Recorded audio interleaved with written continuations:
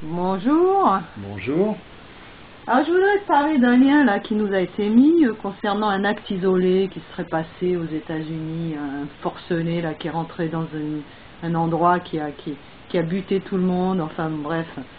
Et il nous a été dit donc que ce genre de faits en fait se multipliait de plus en plus, voilà. Donc qu'en est-il comparé aussi à des faits plus collectifs, hein, comme ce qui se passe par exemple en Tunisie, en Algérie actuellement. Tu penses vraiment que ce sont des actes qui se multiplient vraiment, ou est-ce que c'est le fait que ce soit médiatisé qui fait que bon, on prend conscience de ce qui se passe à l'échelle planétaire, autrement qu'il y a une centaine d'années, tu vois, quand il n'y avait pas la télévision, les médias et tout ça. Non, non, c'est une aggravation simplement de la société. Comme là, je l'avais signalé à une autre occasion, cette société, elle est comme un animal sans tête qui gesticule inconsidérément, sans direction. Donc, ça donne naissance inévitablement à des choses de cet ordre. Alors, un acte désespéré, bon, le bonhomme, il rentre, il fait... Voilà. Bon, ce qu'il y a... Ou disons, c'est toujours, c'est bien orchestré tout ça, dans le sens que c'est toujours les mêmes qui sont en train de passer d'être au front, on pourrait dire. Les responsables ne sont jamais là. On envoie les chiens. Voilà. Tu veux dire que les maîtres ne sont jamais là? Voilà, c'est-à-dire que le chien, il est cocolé, c'est le petit chien à son papy, mais quand il y a du danger, on l'envoie se faire tuer, puis s'il est mort, on en prend un autre, puis l'affaire est classée. Donc voilà comment se passent les choses d'une manière systématique, et il n'y a pas de souci, c'est pas par là que ça a l'air de vouloir changer. Mais enfin bon, ça ne nous donne pas les causes profondes. Les causes profondes, c'est cette absence de direction que la société a. Elle est partie, elle a remplacé la boussole par une espèce de ressort sentimentaliste qui en lui-même n'a aucune espèce de valeur. Voilà. Voilà ce qui se passe. On pourra en revenir à l'Algérie. Après, il y a d'autres histoires, parce que, en fait, qu'est-ce qui est en jeu, là? C'est ça qu'il faut savoir. Alors, comme pour l'Algérie, ce qui est en jeu, c'est son économie qui, parmi les pays arabes, elle a une certaine autonomie au niveau du pétrole, etc. Et ça, les grands Manitou du pétrole sur le plan mondial, ils ne supportent pas ce genre d'attitude. Donc, ils vont créer des remous qui, après, on va avoir l'impression que ça vient du peuple qui se rebelle parce que ci, parce que là. Oui. Le peuple ne se rebelle pas contre quand même un gouvernement qui quand même abuse, hein, parce que ce sont, je ne sais pas si tu sais, des généraux qui sont corrompus, qui sont à la tête du pouvoir algérien quand même. Hein. Tout à fait, mais il y a beaucoup à dire là-dessus. Mais je veux dire, le peuple ne s'est jamais rebellé comme ça. Même la Révolution française, il faut que ce soit manipulé. Tu veux dire que c'est récupéré de toute manière? De toute manière, il faut que ce soit manipulé par des personnages qui ont un intérêt à ça. C'est pas une histoire de justice pour mettre que le peuple soit mieux, soit plus tranquille, plus paisible. C'est pour rire. On n'a jamais vu un peuple depuis X temps qui, au fur et à mesure des révolutions, ça va de mieux en mieux. Non, le peuple, il est toujours la poire pour la soie, puis il est toujours le mouton qui est là, qu'on saigne au fur et à mesure des nécessités. Donc, c'est pas le peuple. Il ne faut pas regarder le peuple, il faut regarder qui manipule, à qui profite le crime, on peut dire. Voilà, oui, d'accord. Alors, c'est comme ça. Par exemple, pour en revenir à l'Algérie, c'est ça. L'Algérie va mieux économiquement qu'un pays comme le Nigeria, qui, lui, fournit 2 fois plus de pétrole que l'Algérie. Pourquoi? Parce que le Nigeria, lui, il est pris en otage. L'Algérie, les types qui sont sur place, ils conservent leur position. Alors à présent qu'ils ne soient pas très malléables avec le restant de la population, c'est possible, mais c'est une affaire interne. C'est pas le peuple qui qui fait la pluie et le beau temps là au milieu. Ouais. Donc c'est une histoire de famille après ça. Donc le mouvement en Algérie, c'est pour faire en sorte que l'Algérie soit prise en otage par la même bande qui est cette bande-là. Les généraux algériens sont peut-être pas malléables, mais eux, ils le sont 100 fois moins. L'Algérie a une certaine indépendance que n'a pas l'Égypte et la Tunisie, parce qu'ils sont tributaires d'un tourisme... Oui, certainement, mais bon, après ça, je ne sais pas tout, moi, les tenants, aboutissants, tout ça, les dessous de l'histoire. Ce que je sais, c'est que voilà pourquoi il y a un mouvement en Algérie, c'est pour prendre en otage l'Algérie, parce qu'elle a une quantité de pétrole qui est intéressante. Voilà. Voilà pourquoi l'Algérie est en guerre, en conflit, c'est pas parce que les pauvres, les riches, les pauvres, les riches, les pauvres, les riches. Qui crée cette inflation des produits de base qui fait que la population en arrive à ce soulèvement? Ben justement, c'est comme ça que tu fais soulever là. Tu veux les faire se soulever comment? Tu vas aller leur dire, allez, soulevez-vous parce que nous on veut récupérer le pétrole? Non. Tu les coinces par un bout, un endroit où ils n'ont plus d'autre solution que de se rebiffer. Oui, mais c'est quand même bien le gouvernement qui est en place, qui crée ces fluctuations au niveau de l'inflation, etc.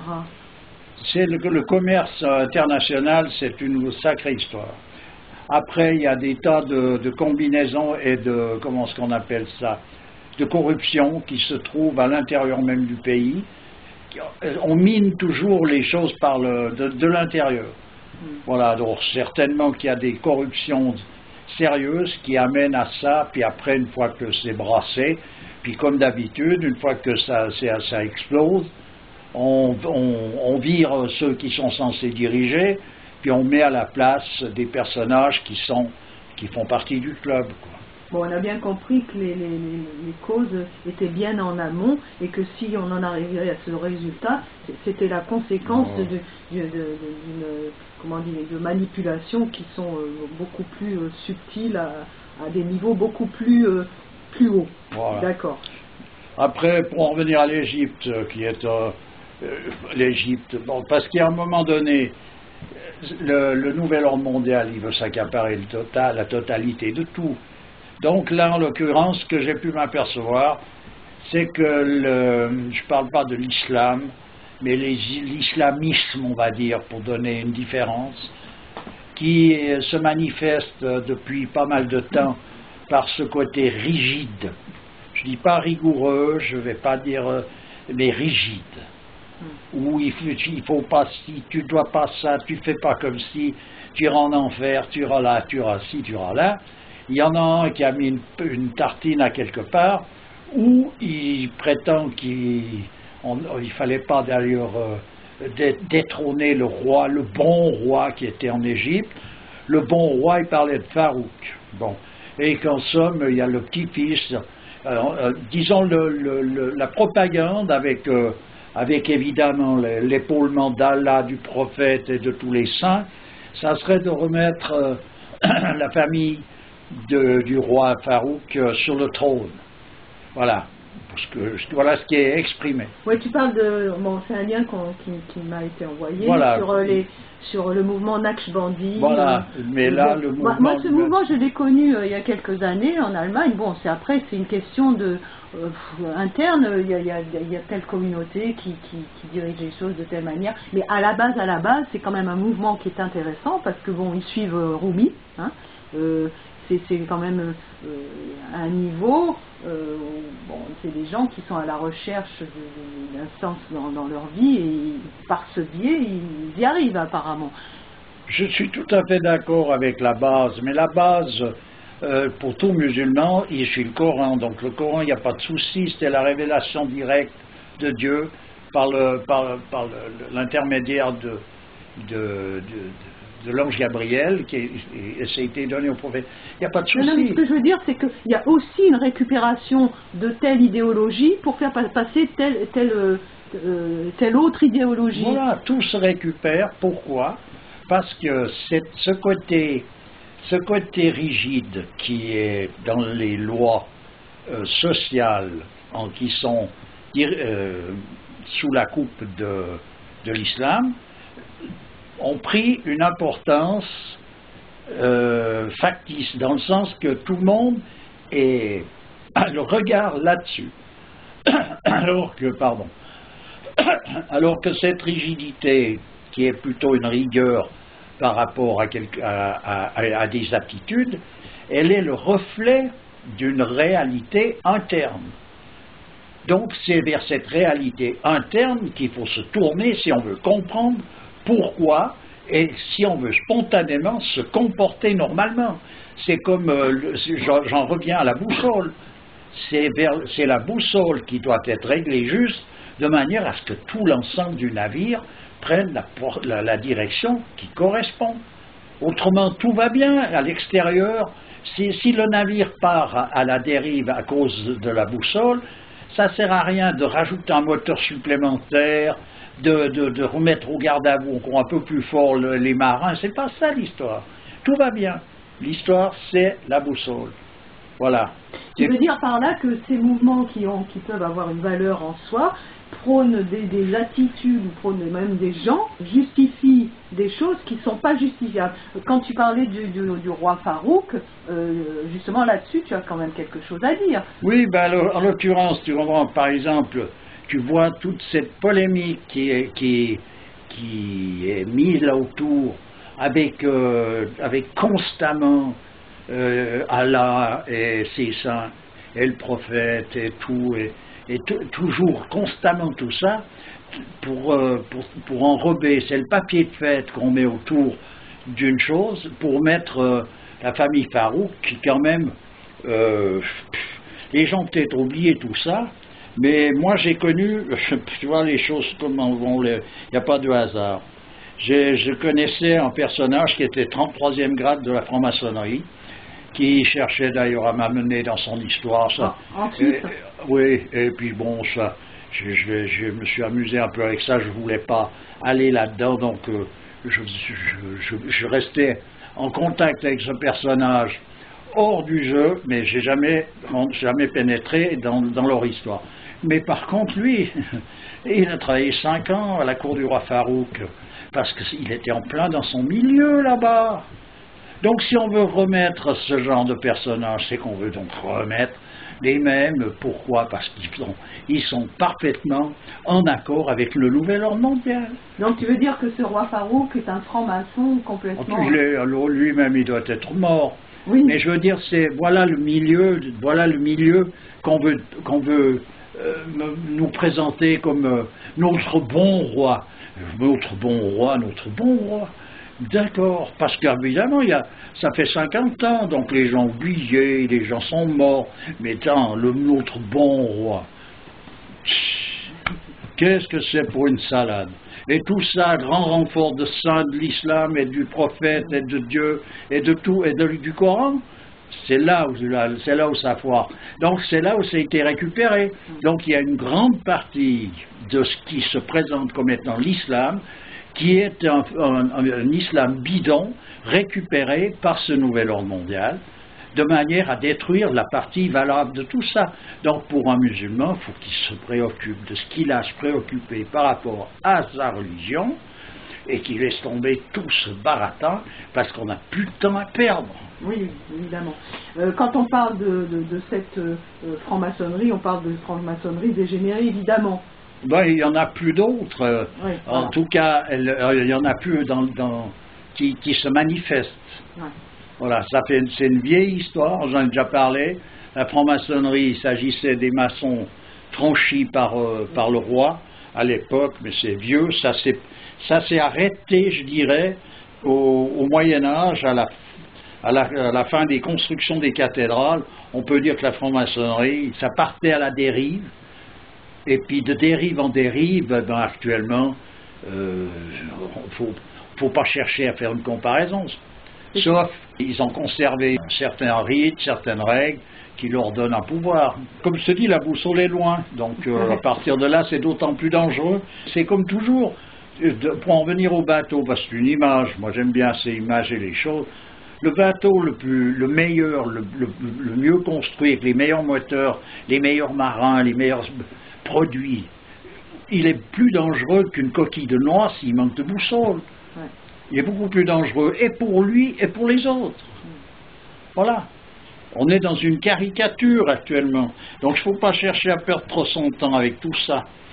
Il faut, pour un personnage, un musulman, ben, il sait ce qu'il a à faire par rapport à ce que le prophète a demandé dans les 5 piliers de l'islam. Il tente de s'en tenir le mieux possible là. J'ai bien dit le mieux possible, il ne pique pas une crise de nerfs s'il ne peut pas y arriver à un endroit. Ça ne sert à rien.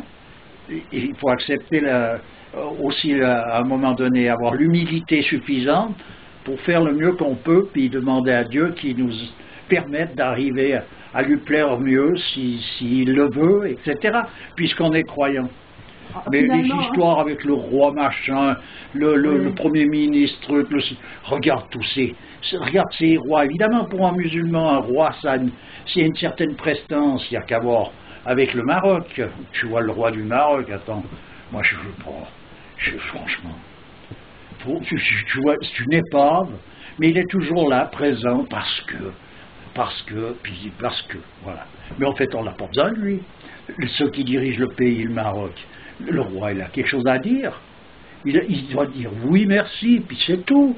Parce qu'il encaisse une pincée, il peut aller s'amuser, ou jouer à ce qu'il veut, il joue à ce qu'il veut. Il fait comme il veut, c'est comme un gamin, c'est bon, il a tous les jouets qu'il veut, mais il n'a rien à foutre dans les affaires internationales. C'est de la rigolade, c'est de la mascarade. Ça se voit quand même, ou bien il n'y a pas besoin, moi j'ai pas besoin d'aller habiter 20 ans le Maroc, ça se voit. C'est la même mascarade qu'ici, qu'ailleurs, que partout, on est dans la mascarade. Alors finalement, toutes ces religions, ce sont des appâts pour racoler, quoi. Ah, c'est utilisé comme tel, la religion, au nom de la religion. Alors, évidemment, quelqu'un qui est croyant, si tu viens parler au nom d'Allah, pour un croyant, lui, il tend l'oreille. Hein. Alors, tu l'embobines parce qu'il n'est pas au clair sur un aspect qui concerne les rouages de toute cette mécanique-là.